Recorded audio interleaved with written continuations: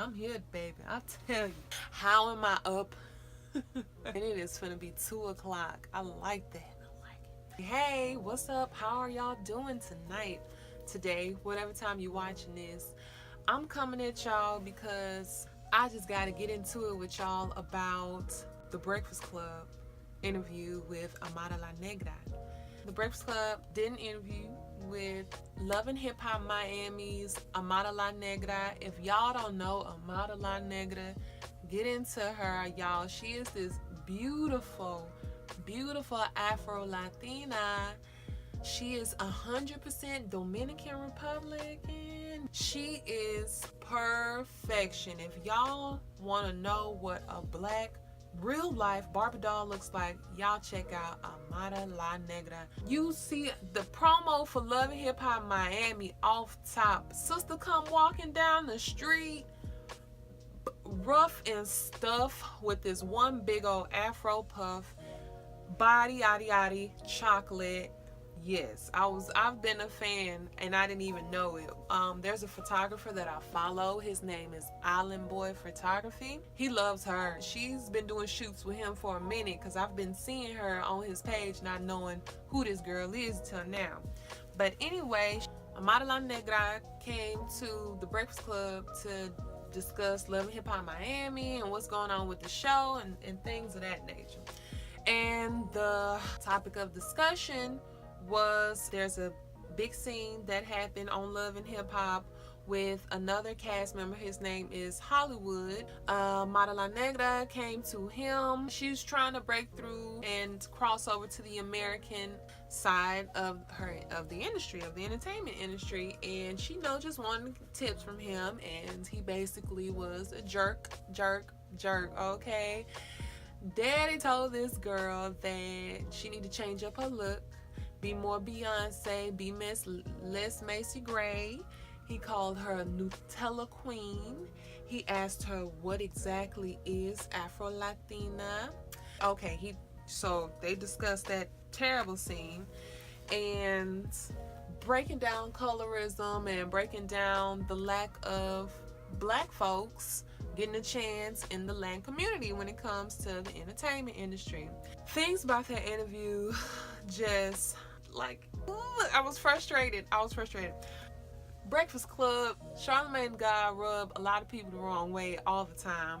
I rocks with Charlamagne. I like him. I think he's an educated brother. He ignorant. He real ignorant. He ignorant too. But he lay it out there. I was very disappointed in Charlamagne the God and DJ Envy. DJ Envy, he cool too, but he be with bullshit sometimes. And I will say this time I think I love them. But the way that they were acting lost about colorism in the Latin community, and I'm gonna call them our cousins because all of us is kin to me. So when I speak on my cousins, I'm not just talking about black folks here in the States. I'm talking about anybody whose people cross that transatlantic, that passage to get on this side of the earth. Y'all is my cousins, including y'all that are still at home, and y'all are my cousins too, including y'all that's living out. The African Diaspora, y'all my cousins. A lot of my cousins here in the States don't even know that we got cousins somewhere else that speak Spanish. So they damn sure probably don't know about the struggles that our cousins in the Caribbean and other parts are going through. So this is a subject that absolutely needs to be discussed. Everything needs to be called out. Everything that's wrong or that has done us wrong with our people needs to be discussed so we can fix it. But with that being said, I need something else in order to keep my attention with this show. She's the main reason I'm watching this show. I'm gonna need her to do something else. Everything that girl went through, every experience that she went through is true, and it is hers, and it's real, and other people are going through it, and it needs to be said. But mama, this is also a business with reality TV, and they need storylines. I know she's talented. I stalk her, okay? I'm on YouTube too. I checked out her YouTube. She's popping. Why are we only discussing this? Why are we only talking about this? Why through this whole interview you couldn't squeeze in nothing that, why should, like, they talked about her deal, but it was more so they were telling her, well, you got a deal. We're 4 weeks into Love and Hip Hop. I'm still needing to watch the rest of it, but I seen it opened up and it was Amara. What are we talking about again? We talking about Hollywood and this with that and the colorism, and you ain't step up for me and what you ain't do. I don't like her little fake friends because they sorry. But one of them said a good point. What you trying to get out of this? What you trying to get out of this? It was starting to irk me a little bit that this is really all that that she as an individual and as an artist is discussing. And I'm not finna sit here, because I'm sure she put in some hours and some work with the cause and with making things better. But I will say during this interview, it's like we need this storyline, so we pushing it. That's how the interview was coming off, and that's how every episode of Love and Hip Hop, because we're 4 weeks in and this is all that we're talking about every time you're on the camera. Can I see you in the studio? Can I please see you on stage? I would love to see you on stage, girl. I would love to see you happy and reveling in the fact that you chocolate, you popping, you Latin, you bringing it to us. We love you. You got good stuff and you showing it. I really want to see that. It was a part that she was talking about. See, what's happening now is they choosing the lighter over the darker with showing them on TV, and this is something that's going on in entertainment. And then Charlamagne was saying, well, you know, this is something that started a long time ago. And she said, like, I'm not talking about long time ago. That doesn't have to do with what's going on, blah, blah, blah. And Charlamagne was saying, no. This started way long ago. This was rooted way long ago. And he couldn't even get deeper into it and break it down a little more before she cut him off and said, well, this happened way long ago. So you see how important this topic is, you see how important this issue is, that we have to figure this out and see that there's a problem now.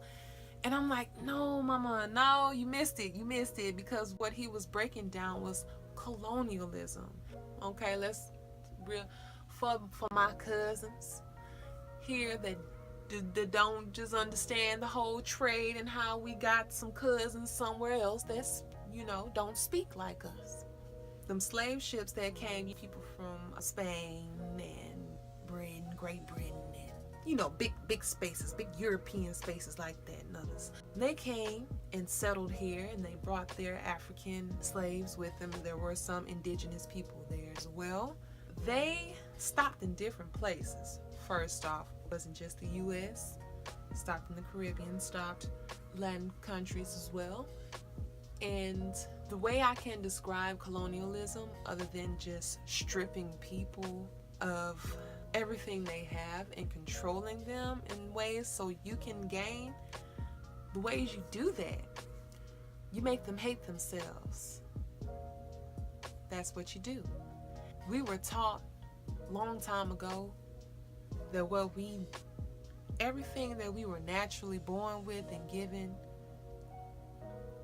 is disgusting, was evil, was trash, was not the way to go. But everything that they had going on, you're on the good foot. It's right. It's pure. It's good. It's what it's supposed to be. So for years, others have told us that we ain't shit. That's just in a nutshell. Everything that we had. It's so deep rooted. The hate and the makings of the self-hate is so deep rooted that we are so, to this day, still affected by it. Colorism is a real thing. It's absolutely real. Her issue, Amara La Negra's thing, is that there's lack of representation. A lot of our cousins hate ourselves. A lot of our cousins, a lot of people who really don't know that they're our cousins, hate us as well. It sucks, but it's real. Charlamagne was saying that Even now he doesn't get it because even darker skin, you know, all colors are getting work. They're getting their work. That is so true, Charlamagne, because we came a long way. And I love seeing chocolate sisters like myself doing whatever it is they doing, but let's be all the way 100 and real with it. That don't work for everybody. And there's still a lack of representation. There's especially a lack of representation in the Latin community in the entertainment industry. When you see the news, the Brazilian news, Dominican news, any type of entertainment shows, majority of the time you will see the people of the European descent more so than the African indigenous descent shown on TV. People confused when they go to these places and they see all these brown faces, because when things are advertised on TV and when you watch the news and shows, you see white folks. You don't see the colored folks from these certain places. I know it must be bad in Dominican Republic because I go to New York City to visit my friend. What's up, Q? That's one of my best friends. He lives in Washington Heights in Lower Manhattan, up Manhattan. He lives in Washington Heights. If y'all know New York, y'all know that Washington Heights is predominantly Dominican Republic. They predominantly Dominicans. Usually how it goes, my bro goes to work, then I'm get to, you know, making my way downtown in the city by myself. The way I feel when I'm in that neighborhood, y'all, is tragic. Here I am, country girl. Here I am surrounded by my cousins. And when I first came, I loved it. I just was eating it up. And I'm seeing all my cousins around here that don't know a lick of English. They're speaking Spanish. They looking beautiful. This is what's up. Shout out to residents in Washington Heights and the surrounding areas. Look, man, I'm just gonna go off my experience. I'm just gonna go off how I was welcomed into this place every time that I go, and that is that I'm not welcomed at all. I was lost, y'all. He stayed right down the street from the A train, and people ignored me purposely, even though I was, you know, they knew I wasn't fluently speaking Spanish, and the little bit I did know, I know that I was coming across, throwing information because I knew could receive the right information. I was completely cut off everything. My best friend, his super, what do you call that? The maintenance man in his apartment is from the DR too. And that man has called him, not to his face, but he has told another one of his roommates, called him a nigga, said he don't trust him. He constantly nitpicks at him. Recycle, throw your recycling away or something like that, but other people can have their trash out. This man does not like him. That man does not like me. When I go visit my friend, that man purposely ignores me. So because I thought my friend was tripping until I got there, and I'm like, you don't even know me, cuz. Why are you acting like this? What did I do except say, hello, how are you doing? That was the only interaction that man had to go off of me. But because I look the way I am, especially because I'm rocking with my friend, that dude didn't like me. I'm gonna tell y'all right now, this is hard for me because I'm gonna be 30 in June. I want to leave this place. I want to leave the States. I would love, and this is what I plan, I really want to do, and that's gonna happen, but I want a vacation somewhere where it's nice and hot outside. I can't tell y'all where in the Caribbean or I don't know where, but I know that I want to be surrounded by my cousins. And I want to be surrounded by people who look like me, but do not sound like me. That's what my aim is. But I'm going to tell y'all right now, I refuse to spend my hard-earned money, take my little PTO that I have, and go to a place where I'm not welcome, or go to a place that doesn't see it for me. There are places that I would love to visit, but it gotta be on somebody else's dime, because I cannot. I'm gonna go see some of my cousins that love me and that love themselves. That's what I aim to do. This stuff is deep rooted. It's jacked up. I thought we were all waking up to what's going on right now with us, and knowing that we're beautiful, and standards were pushed on us that were not ours. But it's gonna take a long time before we get it together and before we fix it within each community.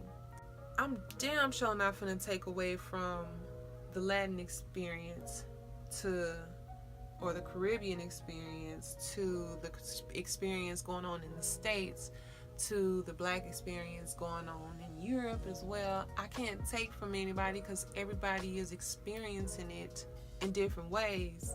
The best thing I could tell them, Amara, what I need to tell her, this girl popping, this girl signed, but next week on this show, I need something else to be going on. I really need something else to be going on, because is it dry to me and to a lot of, I'm dark skinned, I'm beautiful, I get rejected, I've been rejected, and I know it's because I wasn't fitting a look that people were going for. But so many people, girl, you gonna be all right, come on over here. I live in Houston, Texas. I grew up in Houston, Texas. I'm dark-skinned sister from the South, so I know how we do ourselves, how other people do us as well when it comes to darker complected people. Tell you the truth, she gonna be all right over here, because how it's looking over here, a lot of people love our features, a lot of people love what we got going on, but there's just such a negative connotation with it. So we're either ratchet, ghetto, baby mamas, criminals, the list goes on and on. But if you have that exotic flair, that Latin flavor, you'll be all right over here. We love it over here. They love it over here. Honestly. Once we accept that skin tone doesn't play a factor at all with anything, the further ahead we'll get. I love my chocolate skin. I wouldn't change it for the world. I've never dreamed of being another tone. Never in my life. But I see how people are. You see it. Oh, people are so brand new to our cousins and what they going through. But anyway, y'all let me know what y'all think about that whole interview and just the whole subject matter, because it is frustrating. All of y'all have something in common and y'all acting like y'all are just oblivious to each other. That does not make any sense. That don't make any sense. Let's just give some love to all our cousins, please. Goodness. But anyway, I'll holler at y'all next time. I'm El Roche. Y'all have a